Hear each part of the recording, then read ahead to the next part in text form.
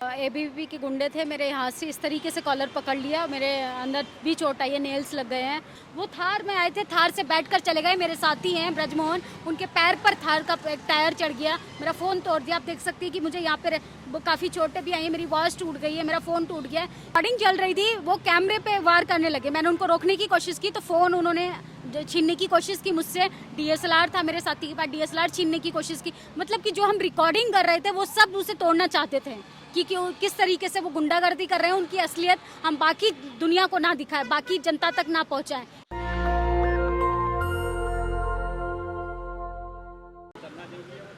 नमस्कार, मैं अनुपुर और आप देख रहे हैं नेशनल दस्तक। आज नेशनल दस्तक पहुंचा था दिल्ली यूनिवर्सिटी में हिंदू कॉलेज के बाहर, जहां पर प्रोफेसर रतन लाल के खिलाफ नारेबाजी की जा रही थी। एबीवीपी के छात्र यहाँ पे मौजूद हुए थे, उन्होंने लगातार नारेबाजी की। किस तरह की बातें कही वो हमने शॉर्ट्स बनाए हैं, वो आपको दिखाएंगे। इस तरह के शब्दों का इस्तेमाल किया कि रतन लाल तुम्हारा खतना होगा।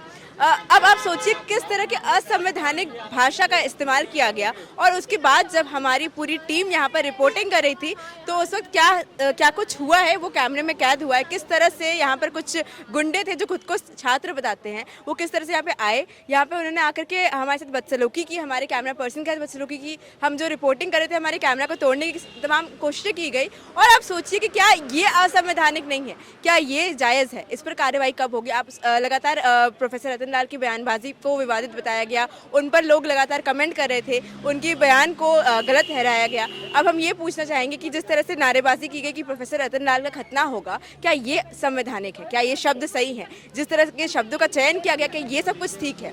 अब मैं आपको बातचीत है सुनाऊंगी किस तरह से जो हमारी कैमरा पर्सन थी, हमारे साथ रिपोर्टर भी थी निधि रतन, उनके साथ किस तरह से छेड़खानी की गई, किस तरह से एबीवीपी के गुंडों ने उनका कॉलर खींचा, उनकी कॉलर खींच के उनके साथ बदसलूकी की, हमारे कैमरा को तोड़ने की कोशिश की गई। हमारे जितने भी रिपोर्टिंग थी उसको डिलीट करने की कोशिश की गई, हमने उसका रिकॉर्डिंग भी की है पूरी। मैं इनसे बातचीत करूंगी और इनसे ही पूछेंगे कि क्या हुआ इनके साथ। मैम, क्या हुआ था आपके साथ? मैं रिपोर्टिंग कर रही थी नूपुर, और कैमरा कर रही थी। आप देख सकती हैं, मेरे कैमरा पर्सन दिखाएंगे आपको। देखिए किस तरीके से टेम्पर्ड पूरा टूट गया है और इसको चेक कराना पड़ेगा, डिस्प्ले भी टूट गई है। एबीवीपी के गुंडे थे, मेरे यहाँ से इस तरीके से कॉलर पकड़ लिया, मेरे अंदर भी चोट आई है, नेल्स लग गए हैं। और इस तरीके से वो नारेबाजी कर रहे थे कि रतन लाल का खतना होगा। हम रिपोर्टर हैं, पत्रकार हैं, काम करने आए हैं, लेकिन इस तरीके से पत्रकारों के साथ लिंचिंग करना ये कहाँ तक सही है। आपके रिपोर्टर्स जो है, मेन स्ट्रीम मीडिया जिसको कहा जाता है, दिन रात बैठ के हिंदू मुस्लिम का कार्ड खेलती हैं, उनके साथ तो कोई संज्ञान नहीं लेता, उनके ऊपर तो कोई लिंचिंग नहीं होती। लेकिन जैसे ही कोई शेड्यूल कास्ट का कोई पत्रकार सड़कों पर आता है, कोई संवैधानिक तरीके से बात करता है और सरकार से सवाल करता है, क्योंकि सरकार को बहुत डर लगता है अपनी आलोचना से, तो सरकार के गुंडे थे सिर्फ। अब कहाँ चले गए? आप दिखा सकती हैं तस्वीरें। प्रशासन यहाँ मौजूद थी, पुलिस वाले यहाँ मौजूद थे, महिला कांस्टेबल मौजूद थी, लेकिन किसी ने ये नहीं बोला कि इस लड़की को बचाना चाहिए कि नहीं। सब लोग मिले हुए हैं। अगर मेरे साथ कल को कुछ होता है तो सब जिम्मेदार। किसी से मदद नहीं मांगी आपने? मदद मांगी थी। सब सोचिए, रेप हो जाएगा तो क्या मदद मांगनी चाहिए इसके लिए? इनके लिए तो लोगों को खुद ही आगे आना चाहिए ना। वो कॉलर पकड़ रहे हैं, किस तरीके से वो लिंचिंग करने के लिए आगे आ गए थे। अब वो कहाँ चले गए? हिंदू राष्ट्र के नारे लगाने वाले, जिनकी भावना आहत हो रही थी शिवलिंग पे, वो थार में आए थे, थार से बैठकर चले गए। मेरे साथी हैं ब्रजमोहन, उनके पैर पर थार का एक टायर चढ़ गया, मेरा फ़ोन तोड़ दिया। आप देख सकती है कि मुझे यहाँ पे काफ़ी चोटें भी आई हैं, मेरी वॉच टूट गई है, मेरा फ़ोन टूट गया है।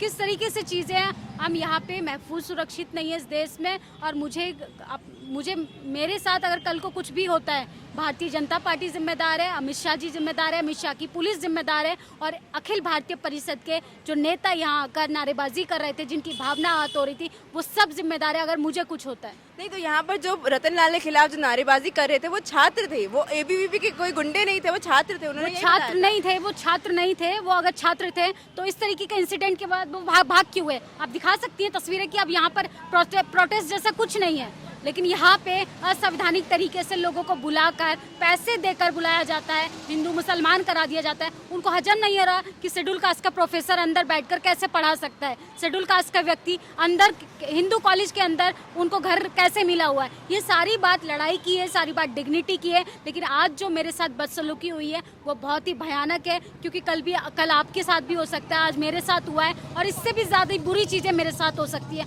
हम सब क्या कर रहे हैं? हम सिर्फ असंवैधानिक तरीके से अपनी बात रख रहे हैं, सिर्फ सरकार से सवाल ही तो कर रहे हैं, लेकिन इस तो ये तरीके पूरा से मामला इतना गर्माहट कहाँ से आई? मतलब आप बस रिपोर्टिंग करी थी, आपने बताया, जब आप रिपोर्टिंग करी तो फिर इसमें वो पकड़ने क्यों आ गए, आपको मारपीट क्यों करनी शुरू करी? रिकॉर्डिंग चल रही थी, वो कैमरे पे वार करने लगे। मैंने उनको रोकने की कोशिश की तो फोन उन्होंने छीनने की कोशिश की मुझसे। डीएसएलआर था मेरे साथी के पास, डीएसएलआर छीनने की कोशिश की। मतलब कि जो हम रिकॉर्डिंग कर रहे थे वो सब उसे तोड़ना चाहते थे कि किस तरीके से वो गुंडागर्दी कर रहे हैं। उनकी असलियत हम बाकी दुनिया को ना दिखाएं, बाकी जनता तक ना पहुंचाएं कि किस तरीके से हिंदू मुसलमान के नाम पे ये सांप्रदायिक जो दंगे होते हैं, किस तरीके से यहाँ के गुंडे बोल रहे हैं कि विद्यार्थी हैं। विद्यार्थी होते तो कॉलेज के अंदर होते, कॉलेज के गेट के बाहर आके क्या कर रहे थे? अगर स्टूडेंट थे तो वो फिर भागे क्यों? सवाल खड़े होते हैं, और सवाल खड़े होते हैं कि विद्यार्थी थे तो आप पत्रकार को लिंचिंग कैसे कर सकते हैं? आप उसके गिरेबान पे हाथ कैसे डाल सकते हैं? आप उसके ब्रेस्ट पे हाथ कैसे डाल सकते हैं? ये सारी चीज़ें हैं। और जिस तरीके की आज जो घटना हुई वो बहुत ज़्यादा शर्मनाक है,